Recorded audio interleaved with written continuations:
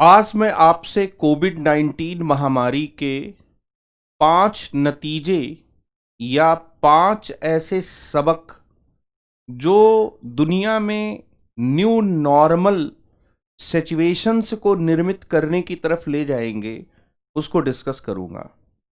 और यह न केवल सामान्य अध्ययन के मुख्य परीक्षा में, बल्कि निबंध में और इसके साथ ही राजनीति, विज्ञान और दूसरे वैकल्पिक विषयों में भी एक बहुत महत्वपूर्ण, बड़ा ही प्रासंगिक विषय है। फरीद ज़कारिया साहब की एक बहुत लोकप्रिय किताब आई है, 10 lessons for a post pandemic world. ये जो किताब है, इस किताब ने दरअसल जो कोविड के बाद की जो दुनिया है, इस दुनिया के लिए इस किताब ने एक बहुत ही महत्वपूर्ण खाका खींचा है। और फरीद ज़कारिया की इस किताब के साथ साथ कुछ मैगजीन्स ने भी 2021 हमारा कैसा होगा, इसके बारे में अंदाज़ा लगाने के लिए विभिन्न विशेषज्ञों से उनके लेख, उनके विचार विमर्श, उनके वेबिनार, इन सब का आयोजन किया। फरीद ज़कारिया साहब ने अपनी किताब 10 lessons for a post pandemic world के आधार पर या की पुस्तक में उन्होंने जो 5 बातें कहीं सरल भाषा में, वो 5 बातें हमारे लिए बहुत महत्वपूर्ण हैं। सबसे पहली बात ये कि इतिहास में जो बदलाव की गति है वो और तेज हो जाएगी, और ये एक्सिलरेशन की बात है, डायरेक्शन चेंज होने की बात नहीं है, या हिस्ट्री के फिर से अलग शेप लेने की बात नहीं है। दूसरा नतीजा जो कोविड-19 का होगा वह यह होगा कि पूरी दुनिया में गैर बराबरी जो है वह बढ़ जाएगी। तीसरी बात यह है कि मोबाइल जो क्रांति है, वह मोबाइल क्रांति या डिजिटल क्रांति बहुत बड़े पैमाने पर होगी, और कई वर्जनाएं न्यू नॉर्मल के रूप में टूटी हैं और कई और टूटेंगी। इन सब के साथ ही बच्चों, यहाँ पर एक अस्थायी गिरावट के बावजूद वैश्वीकरण चलता रहेगा। वैश्वीकरण के खत्म होने की बातें कही जा रही थी, वैश्वीकरण के रुक जाने की, वैश्वीकरण के मर जाने की बातें हो रही थी, लेकिन ग्लोबलाइजेशन चलता रहेगा। और 5वीं बात ये कि दुनिया न तो यूनिपोलर होगी और न ही मल्टीपोलर होगी। न तो दुनिया का दादा अमेरिका के जगह चीन होगा और न ही दुनिया के कई दादा होंगे। दुनिया दरअसल मल्टीलैटरल होगी, और इस मल्टीलैटरलिज्म में जो प्लेयर्स होंगे वो it may be A situation they change, वो बदलते रहेंगे। तो ये 5 जो नतीजे हैं, इन 5 नतीजों की बात को हम लोग थोड़ा डिस्कस करेंगे कि इतिहास में बदलाव की गति और तेज होगी, विषमता, गैर बराबरी बढ़ती जाएगी, एक डिजिटल क्रांति होगी, और पर्टिकुलरली एक मोबाइल क्रांति होगी। भारत जैसे देशों में कई वर्जनाएं टूटी हैं, कई सारे ऐसे रिस्ट्रिक्शंस टूटे हैं, खास तौर पर मोबाइल के बिहेवियर पैटर्न के संदर्भ में कई और टूटेंगे। एक अस्थायी गिरावट के बावजूद वैश्वीकरण चलता रहेगा, अर्थात वैश्वीकरण खत्म नहीं होगा, और दुनिया न तो एक ध्रुवीय होगी और न ही दुनिया हम ये कह सकते हैं कि बहुध्रुवीय होगी, बल्कि उनका कहना है कि एक मल्टीलैटरलिज्म, मल्टीपोलैरिटी नहीं, मल्टीलैटरलिज्म का उदय होगा। और राइज ऑफ द रेस्ट की वे बात करते हैं। जैसे हम कहते हैं ना कि चाइना राइजिंग, और चाइना राइजिंग के कंट्रास्ट में हम कहते हैं चाइना कंटेनिंग की पॉलिसी। यहां पर या अमेरिका के हेगेमनी की बात हम करते हैं, अमेरिकी वर्चस्व की बात हम करते रहे हैं। तो अमेरिकी वर्चस्व के प्रत्युत्तर में चीन के चीन के एक ध्रुवीयता के स्थापित होने की भविष्यवाणियां जो की जा रही थी, उससे अलग फरीद जकारिया साहब ये कहते हैं कि दरअसल न तो यूनिपोलर दुनिया होगी न तो मल्टीपोलर होगी, बल्कि मल्टीलैटरलिज्म जो है वो मल्टीलैटरलिज्म क्या है आगे आएगा। अब यहां पर बच्चों इस बात को थोड़ा और विस्तार से समझते हैं। फरीद जकारिया कहते हैं कि 21वीं सदी जो है उसके 3 महान संकट हैं। 2001 में अमेरिका पर अलकायदा का आतंकवादी हमला, जिसको 9/11 कहते हैं, वह 21वीं सदी का पहला महान संकट था। 2008 का आर्थिक संकट, यह 21वीं सदी का दूसरा महान संकट था। और 2019 के नवंबर में शुरू हुई कोरोना महामारी चीन के एक प्रांत से, यह एक तीसरा बड़ा संकट है। लेकिन वे इस संकटों की उसके प्रकृति को पहचानने की कोशिश करते हैं और उनका कहना है कि 9/11 जहां एक राजनीतिक संकट था, 2008 का जो उस वैश्विक महामंदी जो थी वह एक आर्थिक संकट थी, वहां पर 2019 की कोरोना महामारी दरअसल एक वैश्विक स्तर की पर्यावरणीय संकट है। हालांकि वे पर्यावरणीय संकट का जिक्र अपने उस आर्टिकल में नहीं करते हैं, लेकिन जिस तरह से वे एक्सप्लेन करते हैं उससे ये लगता है कि we are facing a environmental और इकोलॉजिकल क्राइसिस। और ये जो चीज है, इस चीज को उन्होंने बहुत स्पष्ट तरीके से बताया है। उस स्पष्टता को हम लोग थोड़ा यहाँ समझेंगे कि वह स्पष्टता क्या है। और यहाँ जो ये कहा जा रहा है कि जो 2019 की जो कोविड महामारी है, वह अगर हम ये कहते हैं कि वह एक पर्यावरणीय संकट है, तो पर्यावरणीय संकट के कारणों के संदर्भ में इस बात को हम लोग देखें तो जो पर्यावरणीय संकट का कारण है वह कारण क्या है, या इस महामारी का कारण क्या है, तो यहाँ ये कहा जा रहा है और अलग अलग डिफरेंट सोर्सेस से भी ये बात अब सामने आ रही है कि डिफरेंट स्पीसीज के नेचुरल हैबिटेट के छिन जाने की वजह से ये महामारी आई है। मैन और एनिमल, या हम ये कह सकते हैं कि मनुष्य और दूसरे प्राणियों का जो कांटेक्ट है, वो कांटेक्ट मानव बस्तियां फैलने के कारण है। इसलिए महामारी का एक जो ज्यादा स्वीकार्य कारण माना जा रहा है वह विभिन्न प्रजातियों के प्राकृतिक आवासों में कमी को बताया जा रहा है। जलवायु परिवर्तन की जो परिघटना में हम बार बार तूफान, सूखा, आग, ये सब प्राकृतिक आपदाएं देख रहे हैं। ये प्राकृतिक आपदाएं भी विभिन्न प्रजातियों के प्राकृतिक आवासों में कमी की वजह से है। और उन्होंने फरीद जकारिया ने बहुत ही शानदार तरीके से इसे बटरफ्लाई इफेक्ट से क्या जोड़ा है। इंसान परिकल्पना भी नहीं कर सकता कि किसी दुनिया के किसी छोटे से हिस्से में तितलियों के पंखों के फड़फड़ाने से भी मौसम बदल सकता है। इसको बटरफ्लाई इफेक्ट कहते हैं। और बहुत से साइंटिस्ट जो 16वीं, 17वीं और 18वीं शताब्दी में थे, बहुत से फिजिसिस्ट, बहुत से भौतिकविद जैसे विलियम लाइबनीज, ये सब लोग क्या है, ये कहते थे कि इस ब्रह्मांड में एक प्री एस्टैब्लिश्ड हार्मोनी है, एक पूर्व स्थापित सामंजस्य है। उस पूर्व स्थापित सामंजस्य का बहुत छोटा सा उदाहरण है कि हमारे साइंस के रिसर्च में आता है कि तितलियों के पंखों के फड़फड़ाने से भी मौसम पैटर्न बदल सकते हैं।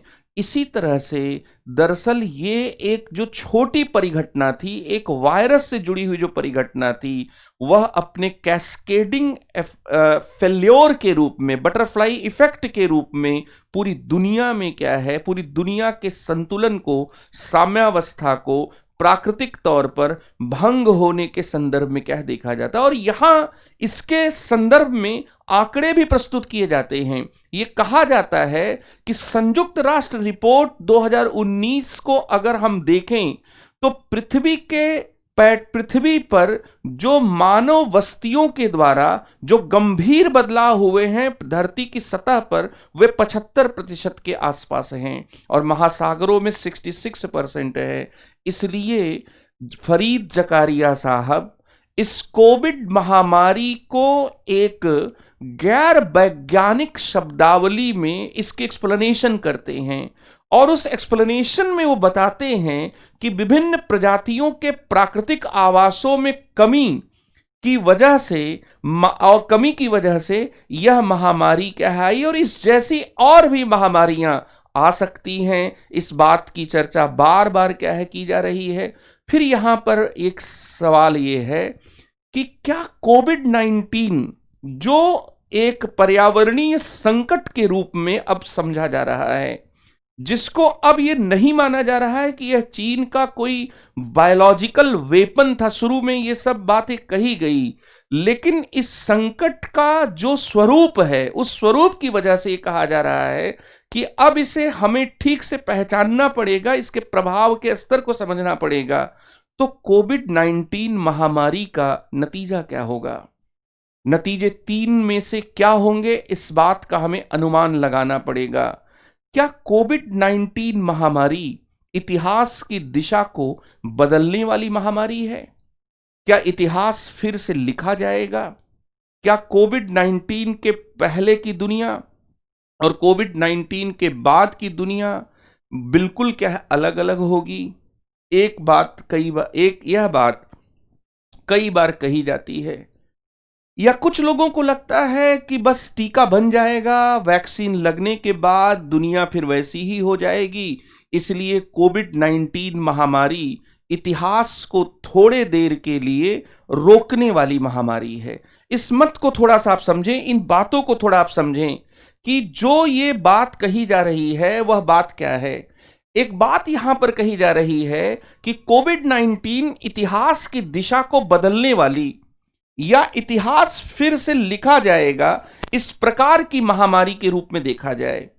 एक दूसरा मत है कि इतिहास को एक थोड़ी देर के लिए रोकने वाली महामारी है, और एक तीसरा मत है कि इसने इतिहास की दिशा को तो नहीं बदला है, लेकिन इसने इतिहास की गति को तेज कर दिया है। और फरीद जकारिया साहब कहते हैं कि जो सबसे संभावित परिणाम है वो यही है कि कुछ चीजें एक्सिलरेट हो गई हैं, कुछ चीजें बढ़ जाएंगी। दरअसल दुनिया पूरी तरह से बदल नहीं जाएगी, लेकिन जो चेंजेस हो रहे थे, जो परिवर्तन हो रहे थे, जो बदलाव हो रहे थे, वो बदलाव क्या है? वह बदलाव दरअसल होते और तेज होएंगे। और यहां पर एक सवाल उठता है कि इसका मतलब क्या है। जैसे अगर आप ये देख रहे थे कि पर्यावरणीय संकट बार बार, प्राकृतिक आपदाओं के रूप में पर्यावरणीय संकट बार बार आ रहा था, तो यहां पर वो और तेज हो जाएगा। अगर हम कह रहे थे कि हम इससे निपटने के लिए डिजिटलाइजेशन को, डिजिटलीकरण को हम कर रहे थे, तो डिजिटलीकरण और तेज हो जाएगा। जहां पर अभाव, गरीबी, इन सब की वजह से संघर्ष हो रहे थे, वो संघर्ष और तेज हो जाएंगे। हालांकि ये कहना मुश्किल है कि जहां खुशी का माहौल था, जश्न का माहौल था, वहां खुशी और जश्न का माहौल और तेज हो जाएगा, ऐसा कहना मुश्किल है। लेकिन आपने सुना होगा कि कोविड-19 महामारी आने के बाद डिजिटल फील्ड से जुड़ी हुई जो कंपनियां हैं, उनके व्यवसाय में कई गुना बढ़ोतरी हुई। तो उनके लिए तो हम ये कह सकते हैं ना कि जो चेंज है वो और रैपिड हो गया और एक्सेलरेट हो गया। तो यहां पर एक बड़ी महत्वपूर्ण बात है कि हिस्ट्री का डायरेक्शन से चेंज नहीं होगा। हम ऐसा नहीं कहेंगे कि कोविड ने इस जो ये ह्यूमन हिस्ट्री है उसको रीशेप कर दिया, नहीं। दरअसल उसने क्या किया कि जो चेंज का डायरेक्शन, जो चेंज था, उस चेंज को और एक्सिलरेट कर दिया। और एक्सिलरेशन का मतलब कि जो भी अच्छा बुरा हो रहा था, जो भी मनुष्य के जिंदगी के लिहाज से जो भी पॉजिटिव निगेटिव हो रहा था, वो पॉजिटिव निगेटिव क्या हो जाएगा और तेज हो जाएगा। जैसे पर्यावरणीय संकट और बढ़ते जाएंगे, डिजिटलाइजेशन और बढ़ता जाएगा। साइंस के क्षेत्र में बहुत अच्छी चीज होगी कि एक इंटरनेशनल कोऑपरेशन जो टीके के विकास के संदर्भ में दिखा है वो और मानव जाति पर, चूंकि ये संकट है इसलिए ये इंटरनेशनल कोऑपरेशन क्या है बढ़ता जाएगा। लेकिन बच्चों यहां पर एक बहुत महत्वपूर्ण बात है कि कोविड-19 महामारी का सामना, कोविड-19 जो महामारी है उस महामारी का सामना हम कैसे करेंगे, और क्या जो तरीके हमने अपनाए, क्या हमने जो तरीके अपनाए वो तरीके सही थे? क्या विकास को धीमा करने का जो वामपंथी और दक्षिणपंथी दोनों राजनीतिक धाराओं से जो सुझाव आता है उस सुझाव को हम मान लें?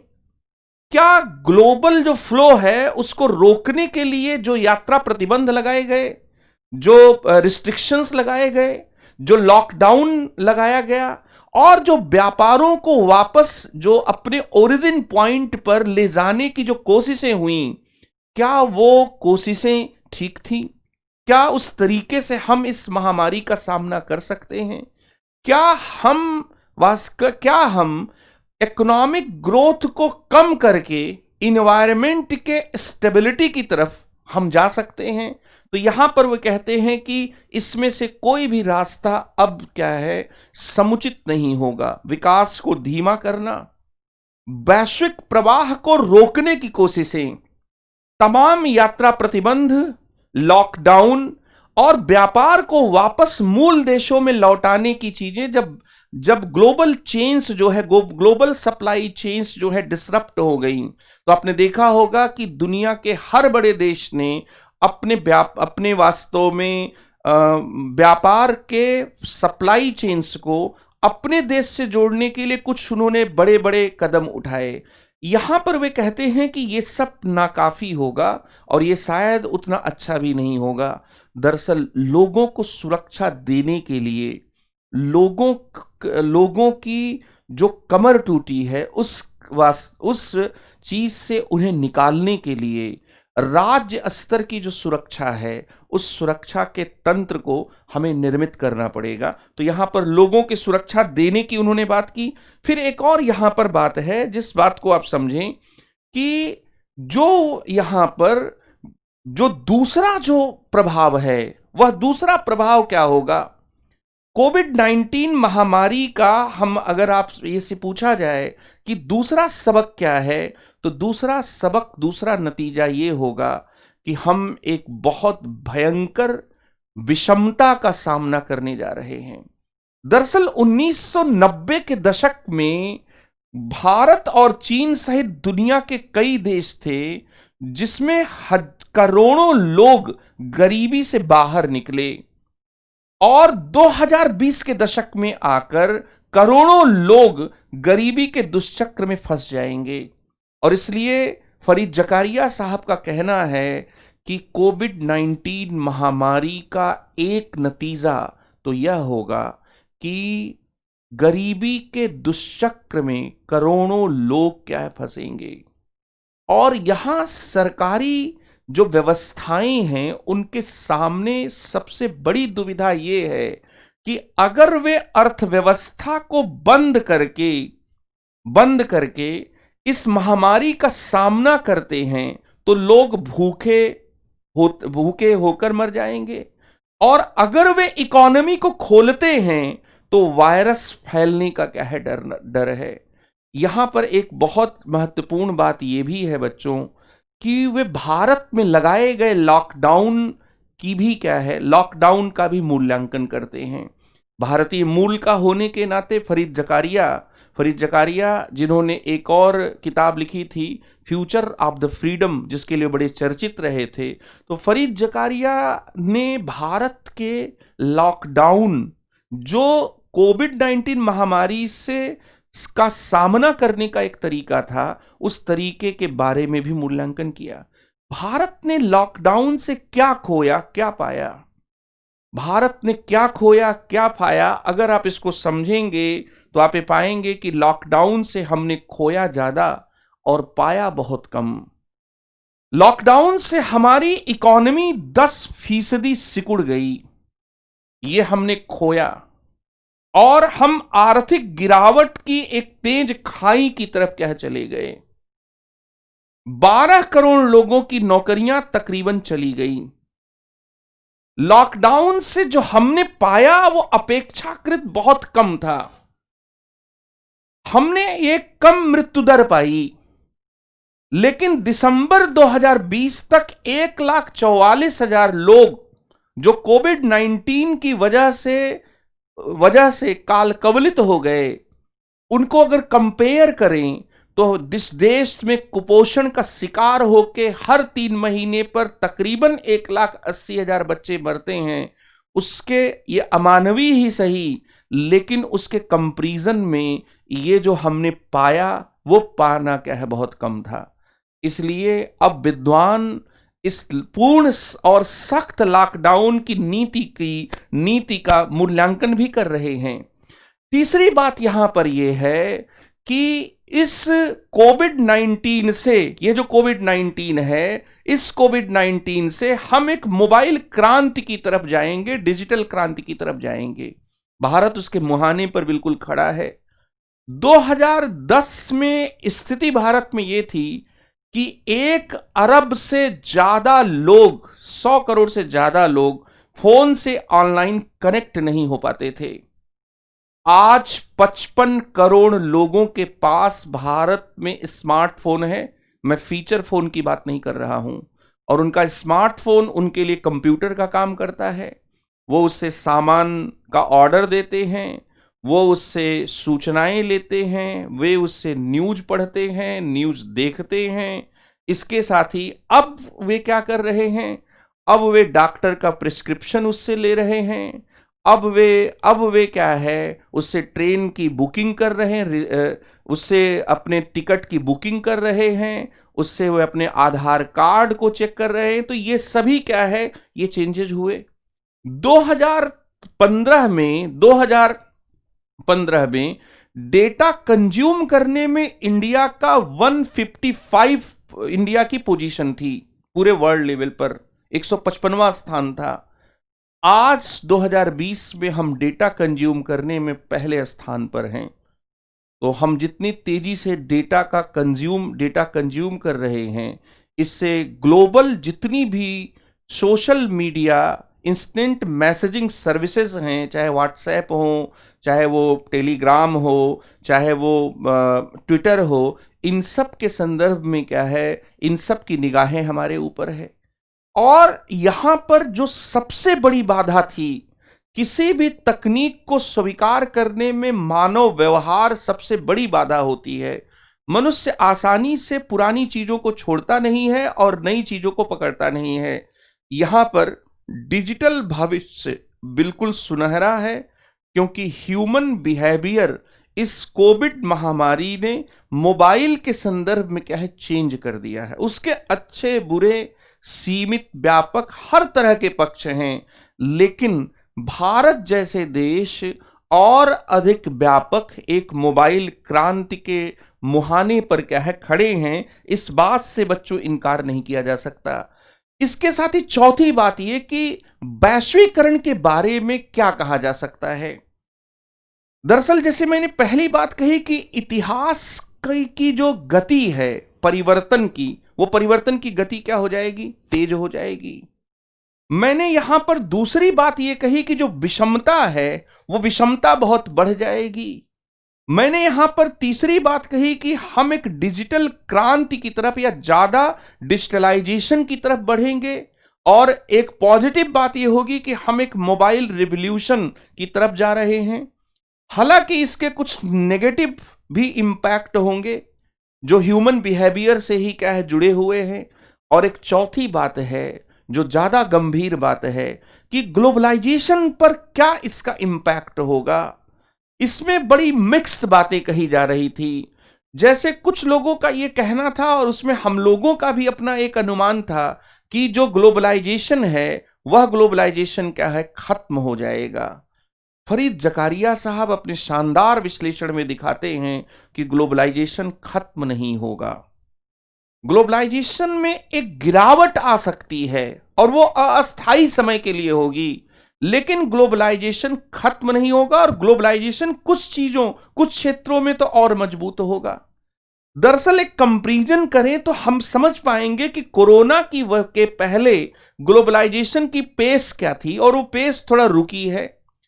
अगर हम विकासशील देशों के सामान के व्यापार के संदर्भ में देखें तो 2007 में विकासशील देश 7% सामान का व्यापार कर रहे थे। 2016 में यह 16% सामान का क्या है व्यापार था।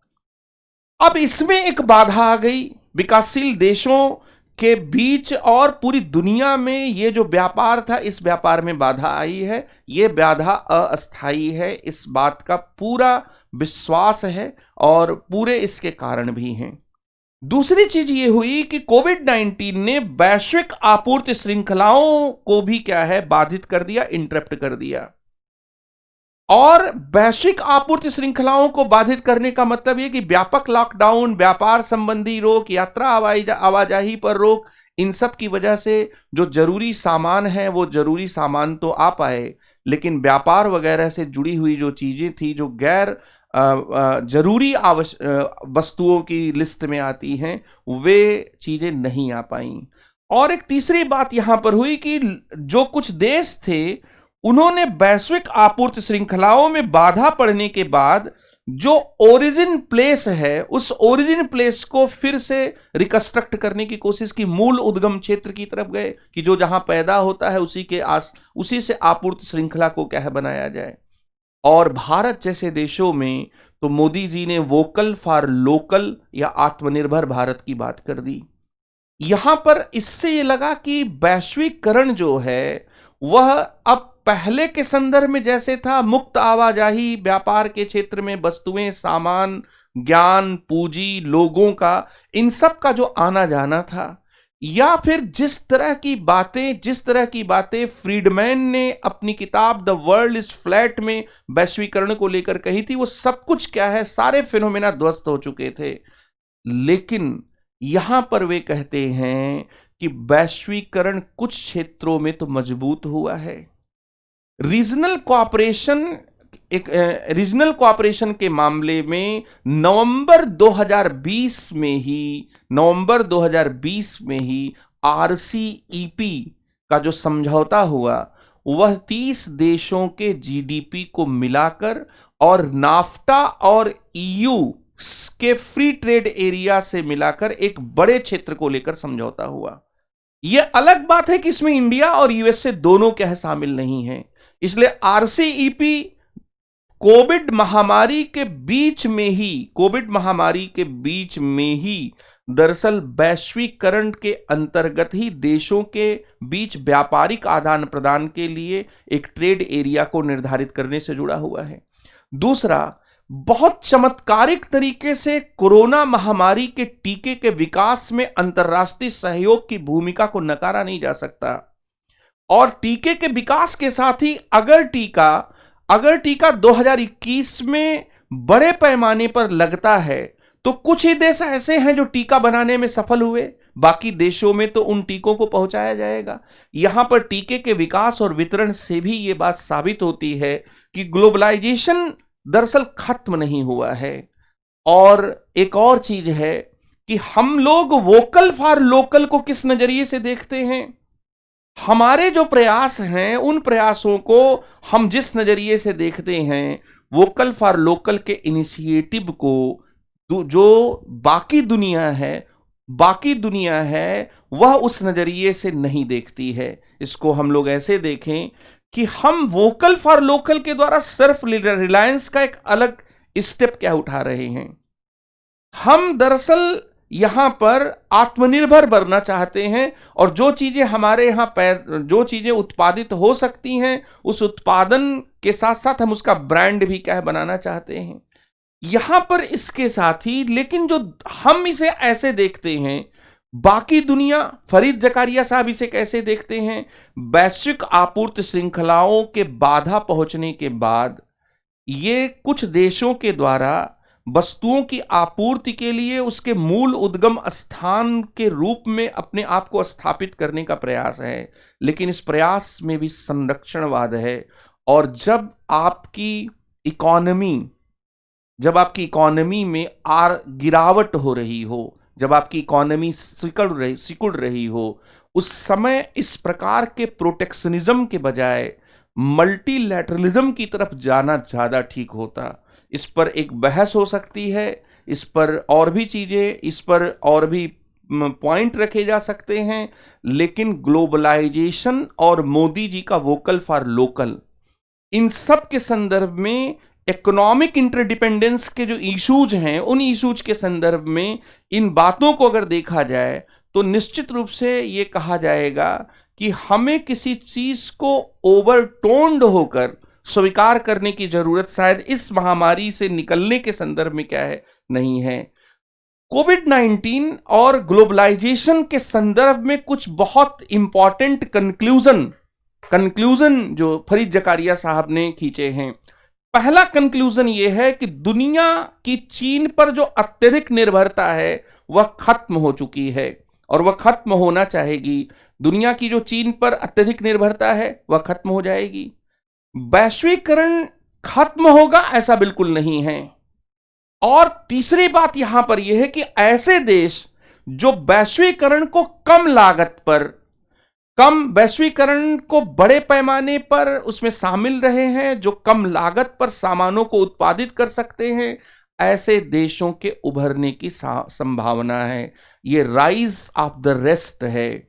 भारत, वियतनाम, मैक्सिको जैसे देशों को बड़े पैमाने पर लाभ होने की भविष्यवाणी वे कह रहे हैं। और एक बहुत जबरदस्त बात उन्होंने कहा, फरीद जकारिया साहब ने, कि अधिक संभावना यही है कि वैश्वीकरण अनर्थकारी गोता नहीं लगाएगा। हां, इसमें एक अस्थायी गिरावट आ सकती है। मतलब ग्लोबलाइजेशन ऐसा नहीं होगा कि यू टर्न हो जाएगा, ग्लोबलाइजेशन खत्म हो जाएगा, इस प्रकार की बात उन्होंने नहीं कही। और इसके साथ ही दुनिया कैसी होगी?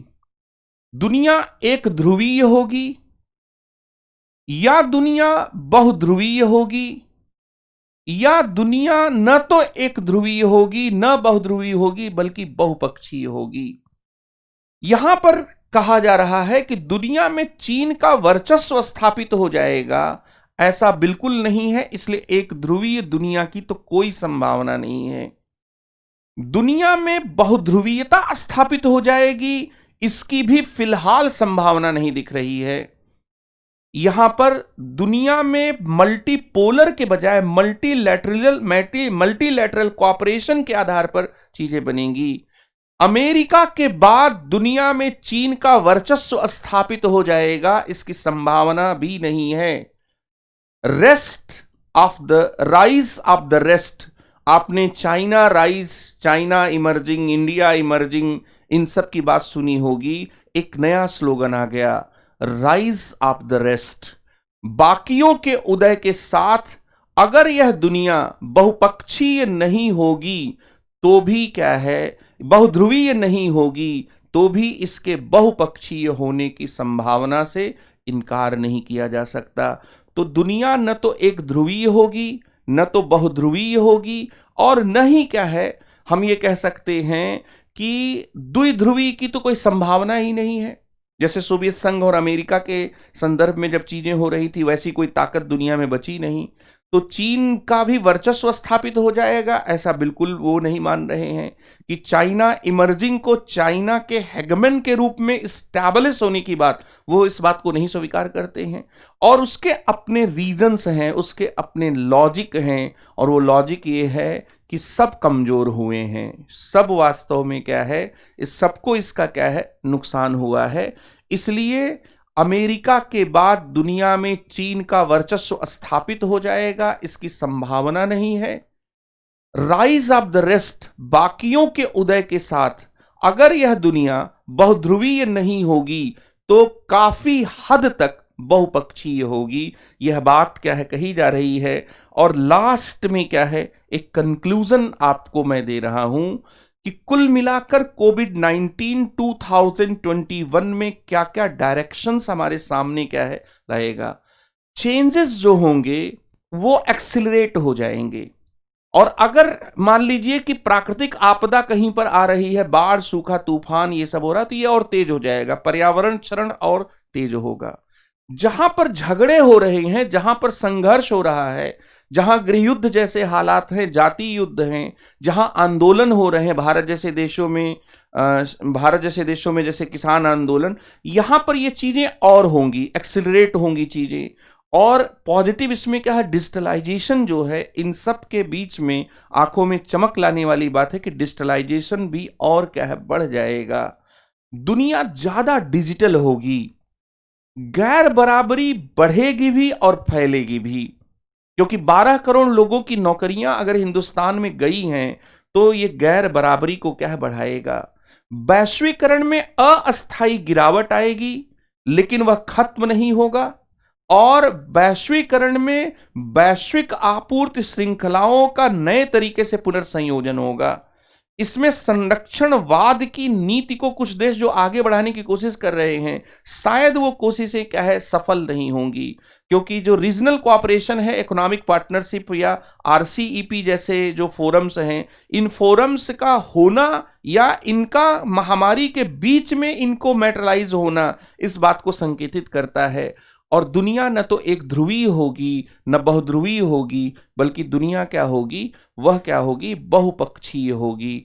इस तरह से ये आपको कोविड-19 के 5 सबक हैं जो 2021 में नतीजों के साथ जुड़कर आपको मिलेंगे।